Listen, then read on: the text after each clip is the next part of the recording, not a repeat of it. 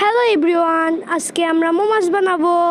প্রথমে মাংসের গুঁড়ো দিয়ে দেব, মরিচ দিয়ে দেব, গাজর দিয়ে দিব, পেঁয়াজ দিয়ে দিব, তারপর কিছু কালো মশলা দিয়ে দিব, আদা রসুন দিয়ে দিব, একটু অনেক কালো একটা সয়া সস দিয়ে দিব, একটু তেল দিয়ে দিব, একটু ভালো করে মিক্সিং করে আটাগুলো মোমোর সাইজে বানাবো। এভাবে বানিয়ে মোমোগুলো এভাবে করে দিব। সুন্দর করে করতে হবে কিন্তু গাইস।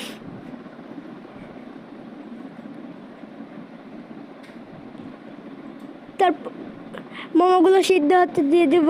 সিদ্ধ হয়ে গেলে তেল বসিয়ে এখানে কিছু মশলা দিয়ে দিব। মোমোগুলো সিদ্ধ হয়ে গেলে এগুলোকে উঠিয়ে একটা পাত্রতে রেখে দেব। তারপর কিছু দিয়ে একটা মশলা বানিয়ে এটা দিয়ে খেতে অনেক মজা লাগবে। একটু লেবু চিপে দিয়ে আরও মজা লাগবে। Thank you for watching.